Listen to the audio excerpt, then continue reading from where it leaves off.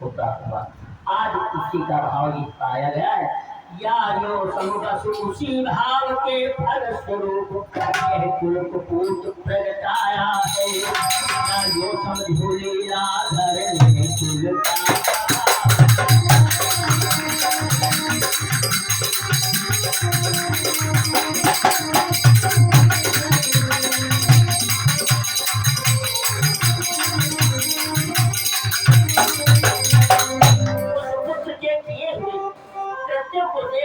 राजा अंग ने विचार किया कि जब तक हम यहाँ रहेंगे और इसके कार्यों को देख करके इसके किए हुए कार्यों से हमारी बड़ाई नहीं होगी, मान अपमान होगा, तो रातों रात आज अंगदेव अपने उस राज्य से निकल करके चले जाते हैं।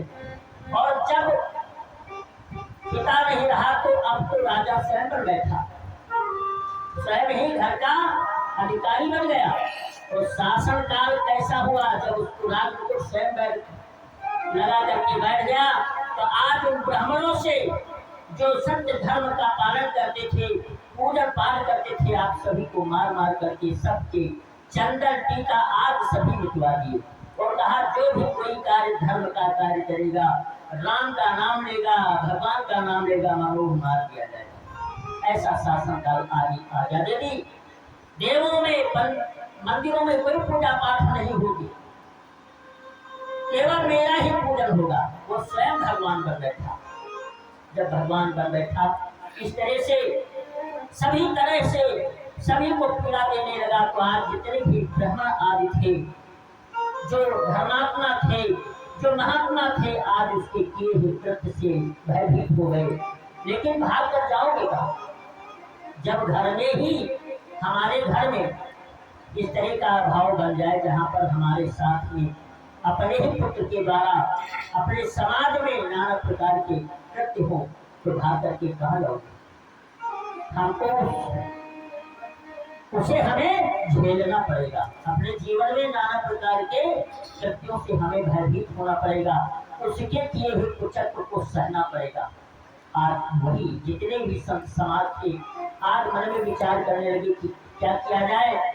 तो आज ऋषियों ने हंस कर कहा, अरे मूर्ख नादान, धर्मत अंधों की तरह एक रात दिन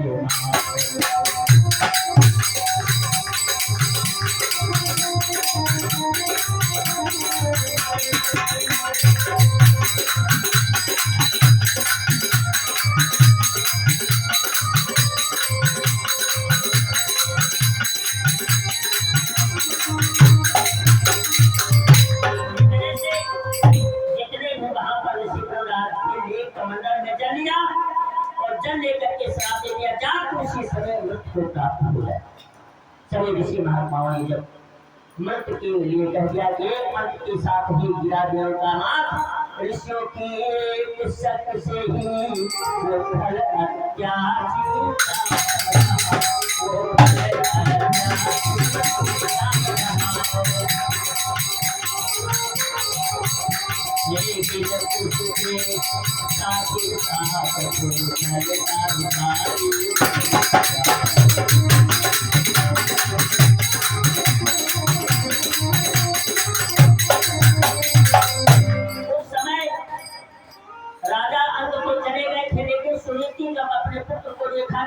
के द्वारा साथ दे दिया गया, वो पृथ्वी पर गिर पड़ा मंत्रों के द्वारा।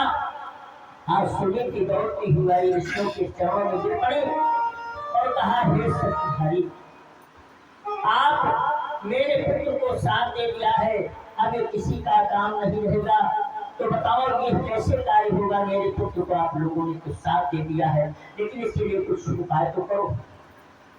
और सभी महात्माओं ने कहा, देखो पेड़ की जंघा का मंथन करें, उनकी दाहिने बाईं भुजा का जो जंघा थी उसका मंथन किया गया, तो उसमें से एक काला पुरुष नर प्रकट हुआ। उसी पेड़ के बाईं जंघा से एक नर निकला, वो काला पुरुष था। तो उसको भेड़ों का राजा बना करके भेड़ देश में भेज दिया गया, दक्षिण की तरफ भेज दिया गया। जो आज दक्षिण भारत में जितने भी लोगों को देखा होगा वो ज्यादा काले होते हैं। और दाहिनी जगह पर जब मंथन किया गया, फिर दाई भुज मंथन करके एक कुमार उसे पृथ्वी अति होने के कारण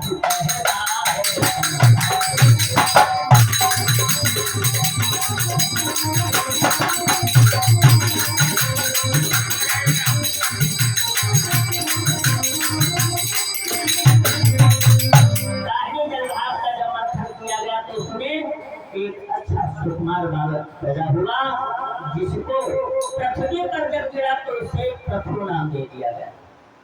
प्रथु नाम के राजा हुए, जो देव की किए हुए सत्यों से पृथ्वी ने अपने सभी रसों को, अन्नों को अपने आप में सिंचित कर लिया था, संकुचित कर दिया था। आज पृथ्वी एक भी दाना उस राज्य को नहीं मिल रहा था। पृथ्वी कुपित हो गई थी कि मैं ऐसे राजा के यहाँ रह करके कैसे। तो आज जब सुरुचि यानी दूसरी भुजा के मथने से सुकुमारी अरुचि प्रगटानी, उसमें से भुजा जब भुजा मथन किया गया तो उसमें सुकुमारी अरुचि नाम की और जुड़ गया, जो ये दोनों का राजा थे वो रानी थी। दाहिनी जंघा से यानी दाहिनी जंघा से और दाहिनी भुजा से एक पुत्री जन्म हुई और एक बालक। तो जो जंघा का पुत्र था और दाहिनी भुजा का जो कुमारी थी, दोनों का विवाह कर दिया। श्रोताओं, ये देव का जो है अब परिणाम ये आप लोगों के सामने आया। देव का काम तमाम हो गया। आज प्रथु राजा बनाए गए और जब देखा कि हमारे राज्य में जितने भी प्रजा है वो त्राहि कर रही, खाने के लिए कुछ भी नहीं रहा, तो आज पृथ्वी से विनती करते हैं, अपनी माताएं बहनों तो दिन रात अजानी रहती है, क्या जाने क्या क्या करती है, क्या जाने क्या क्या करती है, ऐसी हालत में भला कहाँ वे लाल यहाँ हो सकते हैं, जो अपने जात समाज तथा जननी का दुख हो सकते।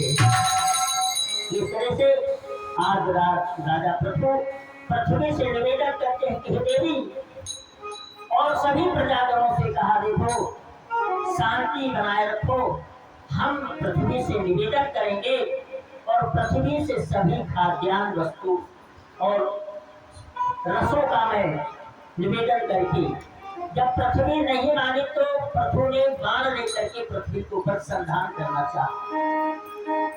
प्रभु बोले धीरज धरो है थोड़ा सा काम, हर दक्षिण पीछे सत्य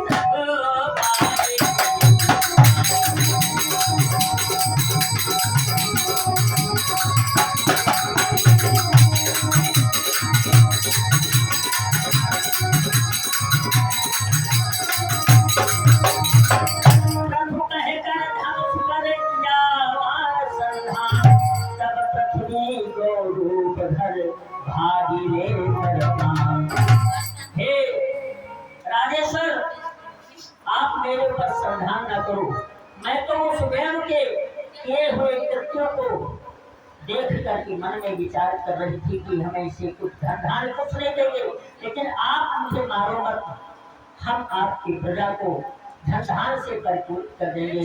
ऐसा करते हुए जब तक पृथ्वी का भाव अच्छा रहा, पृथु राजा के यहाँ अच्छे अच्छे कार्य होते रहे और यहाँ तक कि अन्न आदि पृथ्वीराज ने दोहन कर तत्काल कुछ दिन धन से कर दी प्रजा निहाल। आज धन से परिपूर्ण थी वो पृथ्वी, उस राज्य में धन से परिपूर्ण कर दिया। पृथ्वी के द्वारा धन रसों का सब कुछ संचय होने लगा, लेकिन यह कृत्य राजा इंद्र को समझ नहीं आया, मगर न आया इंद्र को बातों का विश्वास, वही योगिया देश भर गया अश्रु के साथ। आपको अश्वमेध यज्ञ करने के लिए पृथु राजा जब विचार करने लगे तो जानते हो यज्ञ आग होते थे तो इंद्र जो है वो घबरा जाते, कैसा न हो कहीं तप करके यज्ञ करके हमारे सिंहासन को छीन न ले। लेकिन भगवान इंद्रराज से कहने लगे कि धोखा मत खाओ, हर जगह पर बारम्बार तुमको नीचता का प्रदर्शन करते हो, बाद में तुम ही स्वयं जाकर के क्षमा मांगते हो। नारायण ने इस तरह देखा पशु का त्याग, प्रगटे नख के सामने नाथ सहित चरण पकड़ प्रभुराज ने कहा विनय के साथ रमा रमण भव भय हरे।